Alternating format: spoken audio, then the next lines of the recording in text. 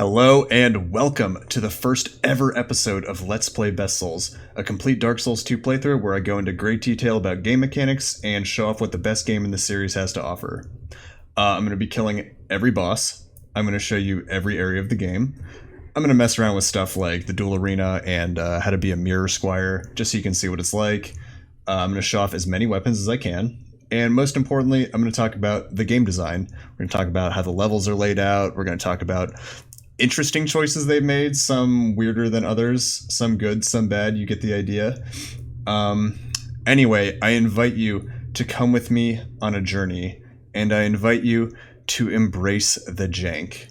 And you'll be glad you did, because while the bad stuff in this game is really bad, the good stuff is some of the best in the series. So please sit back and enjoy a great and silly game from the not-so-distant past. Or, you know, if you feel like making your own character and playing along with me, please feel free to do that. Oh, and one last thing before we get started. There's actually two versions of Dark Souls 2. The one we're going to be playing, as you can see right here, is called Scholar of the First Sin. One way to think of it is like Dark Souls 2 got its remaster like a year after the game came out. It really doesn't matter. All you need to know is that everything in this series is going to be related to this version of the game and not the original one. And with that being said, let the journey begin. This has to load first. It'll be alright.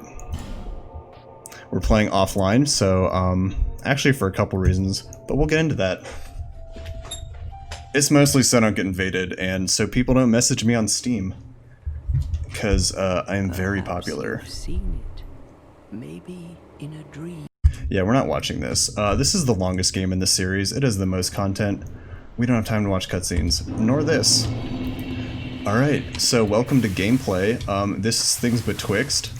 It's the tutorial area of Dark Souls 2. It's the same thing as the Northern Undead Asylum in Dark Souls 1.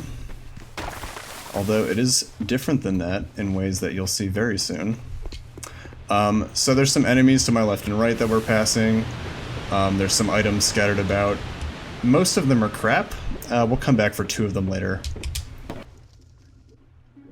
Alright, these hags are going to try to talk to you, so we're going to skip.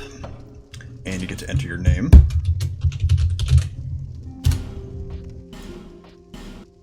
Alright, now there are two issues with the character creator.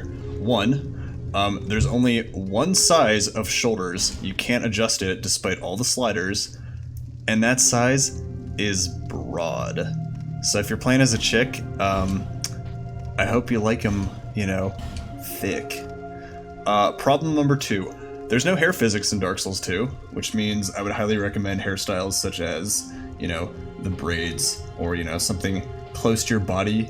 It'll make it look less like it's a piece of plastic glued to your head. You know, you're not going to see your ponytail bouncing around. It's going to be completely frozen in place. So that would be my recommendation. However, if you're a true Souls fan, you know to make something truly cursed. Smash that random button. Oh yeah, that is beautiful. However, we're not going to be doing that. We're going to hit reset here, and let's go over the classes. So, basically, Deprived is the hardest if you're a new player. You start with no items, and your stats are not good at anything, and having balanced stats is not really a thing in this game. However, the easiest class is just Knight. The way that works out is because there's a specific stat we're going to have to level up early on, and the Knight has a good balance of that, plus having enough strength and dexterity to wield most things with minimal investment. Just pick Knight, it's the easiest.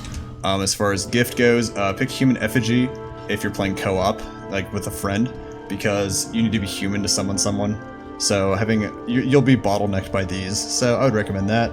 If you're a new player playing solo, I'd recommend Healing Wares. It just gives you more healing items. Don't pick Homeward Bone. Don't pick this. Bonfire Ascetic is what we're going to be going with. It just helps you unlock certain areas of the game, certain items, and it's hard to get a ton of these early, so we're just going to take that. Now we get to make our beautiful face. We're going to be a little thinner, jacked, and gonna go with the nice slick back. Basically, I'm going for the look. If you've ever seen the movie James Cameron's Titanic, yeah, you know the guy. Rich guy, gets together with Kate Winslet until Leo steals her away. Yeah, that's basically the look I'm going for. And, you know, I always imagined him with a mustache as well, so I'm gonna be going with that. Yeah, Dark Souls 2 has the best hair in the series. I don't know why. Dark Souls 1 and 3 just looks weird, but in 2 they kind of do it right. Anyway, all in all, it's an okay character creator. I've had some fun with it, but, you know, it's not too deep. It's perfectly adequate for a 2014 game. And skip. Alright, it's Dark Souls, so first things first, get naked. Oops. Alright, second thing, remember when I told you embrace the jank? Well, it's here immediately. See that red box around the shield in the upper left-hand corner of the screen? Yeah, so if you're playing on keyboard, PC, even if you're playing with the controller, if you're on PC, the key bindings, the hotkeys, are active even while you're typing your name in. Which meant when I typed M in Dynamite, it made me auto-block. Which you can see I'm blocking, I'm not hitting any button. And if I hit M, it unselects it, which means when you type in your name, you're gonna have to see if there are any stupid keys that you hit while you're typing in your name, and they're making you do something stupid, like permanently run. Embrace the jank, guys. Embrace it. You'll be a better person if you do. Anyway, beginning our journey through the game now. We're going to be lighting this bonfire right here. And we're going to be grabbing this item. I think it's souls and a torch. We basically just want the torch. Alright, now this is the tutorial. If you remember the Undead Asylum, you're gonna remember there's a giant boss, there's items, there's enemies, there's instructions on how to move and how to jump. This is the one in Dark Souls 2. It's just a straight path. Now you do have options. You can go left or right down these paths, and you can pick up items, you can get the regular instructions on how to move and play, but if you don't want to, you just go straight. There's no boss, there's nothing, you just go straight. And we're going to talk about general level design, you know, certain themes and tropes, certain trends in this game, and just keep this in mind. You just run straight to beat the level. However, there's lots and lots of optional items and enemies and certain things you can come back to later off to the side. Just keep that in mind. You'll see a trend later in the game. And with that being said, welcome to Majula. This is the hub world of Dark Souls 2. It's the Firelink Shrine of this game. And I'm just going to run around and pick up some items, and you can enjoy the ambiance a little bit.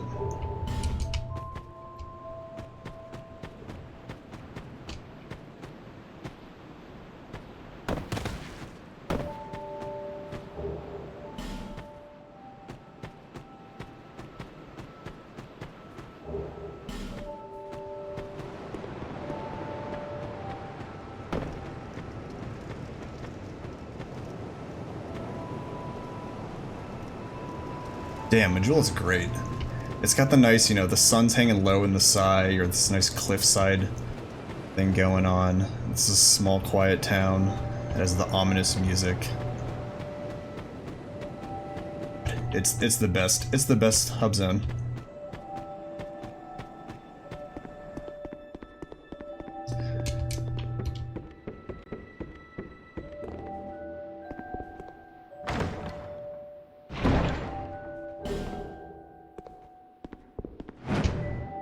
Alright, say hello to our friend here. This is Malin the Armorer. He sells armor, and later in the game he sells boss armor, which is really nice. Unfortunately, this is the longest game in the series. We're gonna need a lot of souls. I want to show you guys a lot of stuff, and we're gonna need his outfit. If you'll notice in this game, unlike in other games where if you accidentally bump your controller and you hit Andre, he'll never forgive you until you go get your sins absolved. However, in this game, you can pretty much get every NPC to half, and they're still cool. It's really forgiving. A trend that you'll see in the future. This manor here is locked. We'll be coming here shortly. Here's a physics puzzle. So it's kind of a Dark Souls trend to include something in the very beginning of the game that maybe teaches you about a mechanic that you'll never need to know again. For example, when you fight the Asylum Demon in Dark Souls 1, the first thing you should do is you look for an exit and leave the boss fight. That's something they teach you in the tutorial. That's not something you ever need to know. That is a waste of your time. It's tricking you. It's stupid. In Dark Souls 3, you warp from Firelink to a bonfire you've never been to. You never do that in the series ever again, and you've never done it since. It's just tradition. Anyway, this is one of those. Here's a physics puzzle. You're not going to see a lot of these in this game. Anyway, you hit the rock down, and you get an Estus Flask Shard. So that just gives you an extra sip of your drink, your Estus, which we'll be getting shortly. However, in this game, you start with 1 sip. So we've essentially doubled our sips, which is just fantastic. If you come up here, you'll see 2 things. One is these Homeward Bones, which is great because walking sucks. And 2, this is a covenant, actually. It's a strange PvE covenant. I'll explain the mechanics later.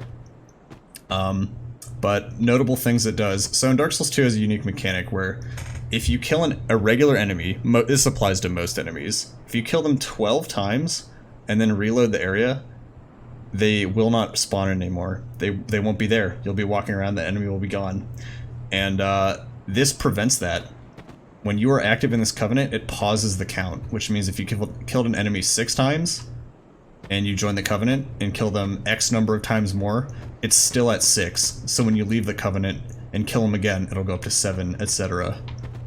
The other thing this does is it makes enemies harder. I think they do extra damage and, have a little bit more health. Which is why when you try and join this covenant, it asks you 3 times. And you have the option to say no. Yeah. So I'll be showing off that later on. Leaving covenants is very easy in this game. You just talk to the cat over here.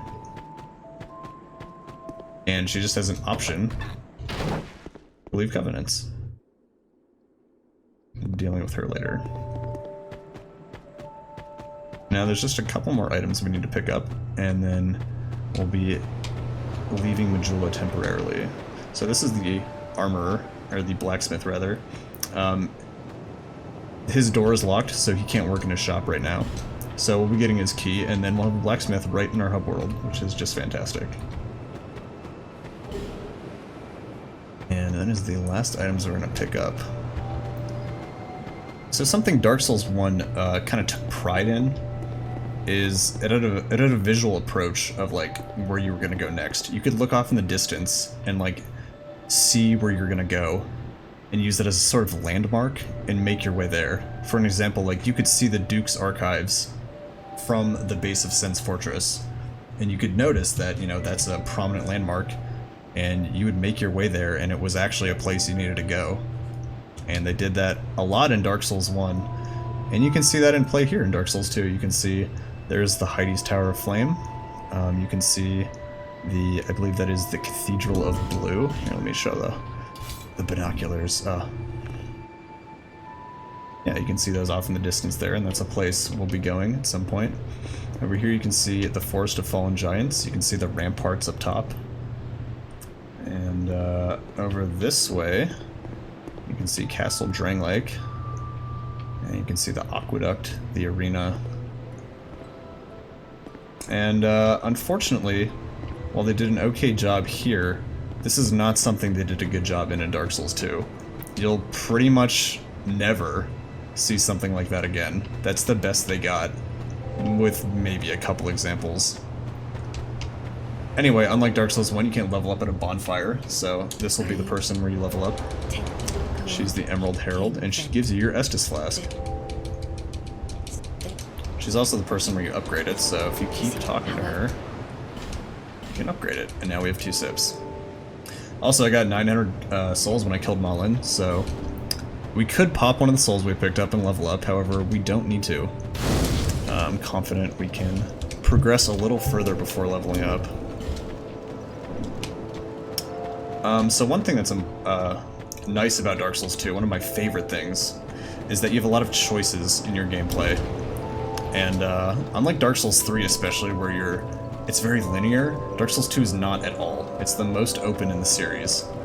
And for example, at the very start of the game, there's 5 other paths other than the way you came, paths from Majula, and I think a lot of people might not realize that. So this is the first path you can go. It'll lead you quickly to a dead end where you need a specific item to unpetrify someone, something you'll be doing a lot of in this game. But once you find that item, and there are many ways to get one early on, you can go down that path and that's open to you. But for right this very second, it's blocked. So that's option number 1. Option number 2 is this colossal pit right in Majula. And if you look over the edge, you can see a couple items and a couple platforms, meaning that you can obviously go that way. However, what you can't do, and spoilers, if I jump even to the first rafter, the fall will kill you, no matter what class you start with, and no matter what you do at the very start of the game, you're gonna be taking a death right there. So you do need to find a way to navigate your way down the pit. And I'm not being coy, there actually is a couple options of how to get down the pit, and I think that's really cool. It lends to the sort of organic gameplay style, where you kind of discover your way forward, rather than just, you know, simple lock and key. There's not one way, there's multiple ways to get down the pit, and I think that's really cool. So this is option 3. Yeah, this is the rotunda, and you can't spin it right now. The contraption does not move. This is the third path. You can see once again by the item that this is a way you're meant to be able to go. However, I can't spin the rotunda, so I can't go that way yet. This is the fourth option, and this is completely open to you at the start. You can go down this way and progress through the game and fight a boss, and it's no big deal. It's completely open right at the start. That's option 4. And option 5 is over this way. Option 5, the Forest of Fallen Giants. The place we'll be going to first, our first destination, is over this way. See, we came down that path, right over there. And if you walk around to the edge, you'll see this path towards the sea. And that'll take us right over there. Right over there. And that will be our first destination. And we'll be going there on the next episode. Anyway, thank you guys so much for watching. I really appreciate it. I'll see you guys next time, and I promise we'll actually do something. It'll be great. I'll see you there. Bye.